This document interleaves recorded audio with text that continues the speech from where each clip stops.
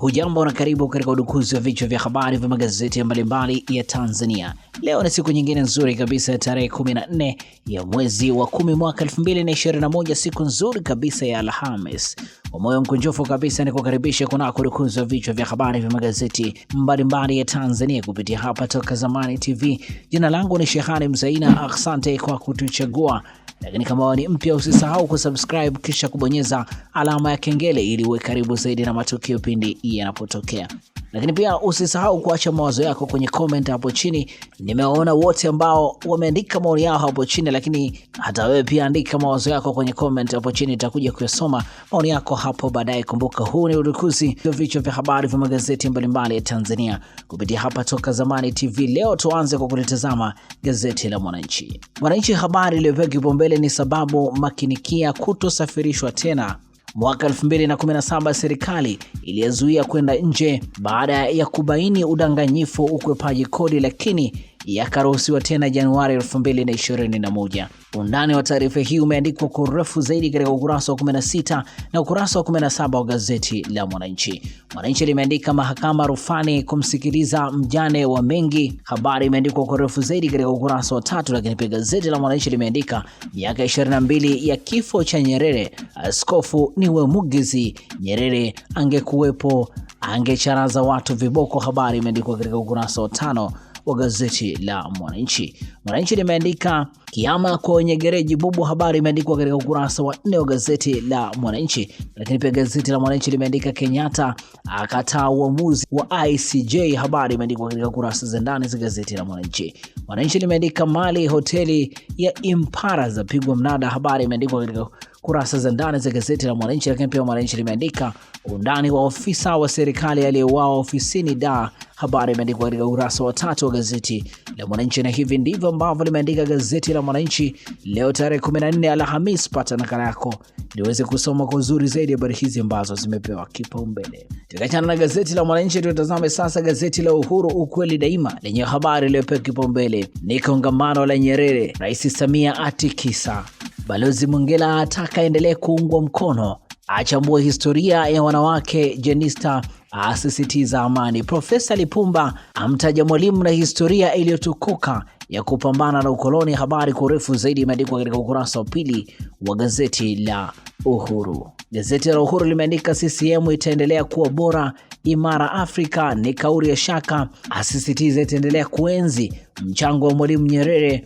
kwa siasa safi na uongozi bora. Habari imeandikwa katika ukurasa wa 2. Gazeti la Uhuru limeandika Dr. Mwinyi alonga, amelonga nini? Habari imeandikwa kwa urefu zaidi katika ukurasa wa 6 wa gazeti la Uhuru. Lakini pia Uhuru katika ukurasa wake wa mbele limeandika Ndumbaro aanika matumizi ya bilioni 90.2 za IMF. Habari imeandikwa katika ukurasa za ndani za gazeti hili. Dr. Mpango agiza bwawa la Nyerere likamilike kwa wakati. Habari imeandikwa katika ukurasa za ndani za gazeti la Uhuru, na hivi ndivyo ambavyo limeandika gazeti la Uhuru. Pata nakala yako ili uweze kusoma kwa uzuri zaidi. Ninalo gazeti la Majira, gazeti huru la kila siku lenye habari iliyopewa kipaumbele ni marufuku polisi kwenda lindoni na neti za mbu, ni agizo la kigogo polisi, asema tabia hiyo inachafua taswira ya jeshi hilo, ageukia misuko ya askari wa kike, ataka wachague kufanya kazi saluni. Habari imeandikwa kwa urefu zaidi katika ukurasa wa 4 wa gazeti la Majira.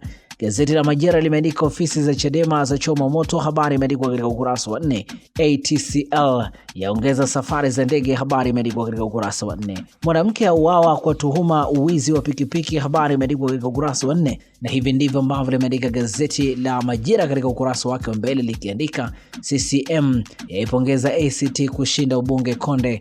Habari imeandikwa katika ukurasa za ndani za gazeti la Majira. Pata nakala yako ili uweze kusoma kwa uzuri zaidi habari hizi ambazo zimepewa kipaumbele. Tukiachana na gazeti la Majira, tutazame sasa gazeti la Nipashe Mwanga wa Jamii lenye habari iliyopewa kipaumbele usiyojua kuhusu Mwalimu Nyerere, wanazuoni mashuhuri waliocheza naye wachambua yaliyojificha. Habari inaendelea katika ukurasa ukurasa wa pili, ukurasa wa 11, ukurasa wa 12, ukurasa wa 13 pamoja na ukurasa wa 14 wa gazeti la Nipashe Mwanga wa Jamii. Nipashe limeandika mahakama ya bariki kufungua maombi ya pitio tozo miamala, habari imeandikwa katika ukurasa wa 3 wa gazeti la Nipashe. Nipashe limeandika machinga mwisho Oktoba 18 da, habari katika ukurasa wa pili. Habari nyingine zilizopewa kipaumbele katika ukurasa wa mbele wa gazeti la Nipashe ni jela miaka 60 na 30 kwa kubaka wanafunzi na kulawiti, habari imeandikwa katika ukurasa wa 4. Lakini pia yaliyomo gazeti la Nipashe limeandika kesi ya Sabaya hujumu uchumi kusikilizwa mfululizo, habari imeandikwa katika ukurasa wa 3.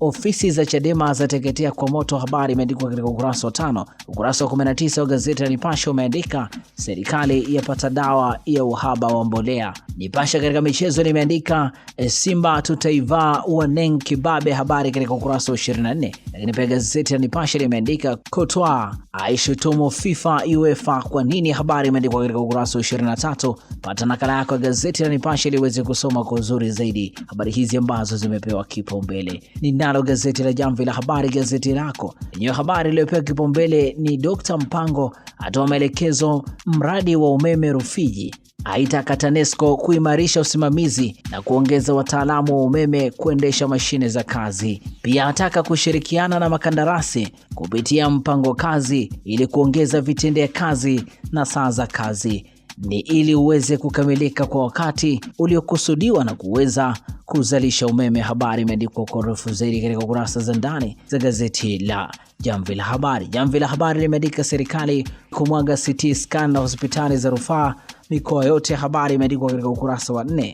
Lakini pia gazeti la Jamvi la Habari limeandika mali za bilionea Mrema zauzwa kulipa madai ya wafanyakazi, habari imeandikwa katika ukurasa wa 4. ATCL yaongeza safari mpya za ndani na nje nchi, habari katika ukurasa wa 5. Na hivi ndivyo ambavyo limeandika gazeti la Jamvi la Habari. Pata nakala yako liweze kusoma kwa uzuri zaidi. Na sasa ni wasawa kutazama habari za michezo na burudani katika magazeti ya leo. Gazeti la Mwanaspoti, habari iliyopewa kipaumbele ni mabadiliko Mkude mkoba mpya Simba, habari imeandikwa katika ukurasa za ndani za gazeti hili, likiandika asimama na Varane, Gomez achekelea Onyango, Morrison wa moto, habari imeandikwa katika kurasa za ndani za gazeti hili. Mastaa Yanga dozi 2 wahamishiwa uwanja wa kitajiri, habari imeandikwa katika kurasa za ndani za gazeti la Mwanaspoti. Lakini pia Mwanaspoti limeandika Redondo hawawahi Waarabu, habari imeandikwa katika kurasa za ndani za gazeti hili. Henry naye hamwamini Ateta, habari imeandikwa katika kurasa za ndani za gazeti hili.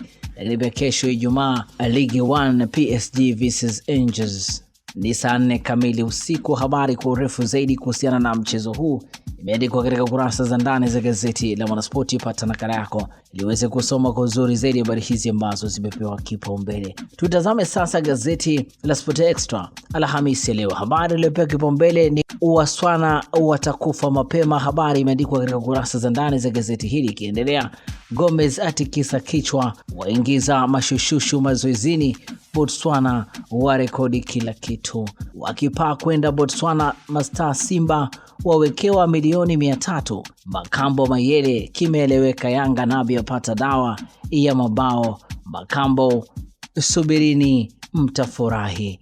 Kanoti Mkude wapigwa marufuku Simba, habari imeandikwa katika kurasa za ndani za gazeti hili. Lakini Sport Extra Alhamisi leo limeandika Yanga Sports Club wabadili gia waja kivingine, habari imeandikwa katika kurasa za ndani za gazeti la Sport Extra Alhamisi leo, lenyewe usema ni uhondo tu. Tugeukia maoni yako wewe ambao umetuandikia katika yale ambayo umeyasikia kupitia katika udukuzi wa vichwa vya habari vya magazeti mbalimbali ya Tanzania. Na sasa tutazame maoni yako mtazamaji wa Toka Zamani TV kwa kile ambacho umekiandika. Nimekuona Johannes Bagenzi umeandika asante sana kwa uchambuzi wako. Cornel Kafipo umeandika hongera sana mtangazaji, uko vizuri, asante.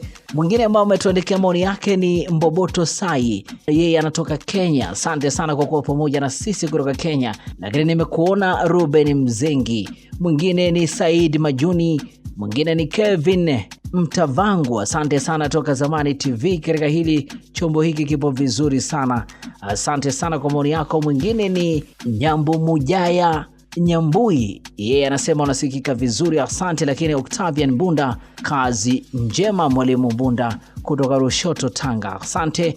Jalden George asante kwa maoni yako. Lakini pia nimekuona Mawazo William Mwinga, na wapata vizuri nikiwa mkoa wa Songwe wilayani Mkwajuni kata ya Saza. Mwingine aliyotuandikia ni Rashid Samuel, anasema toka zamani mlikuwa wapi? Asante sana kwa maoni yako. Lakini mwingine ni Musa Khatibu, yeye anasema kipindi kiendelee mzaina, asante. Mwingine ni Fortunatus Wangubo, yeye anasema nakupata vizuri Mara, asante.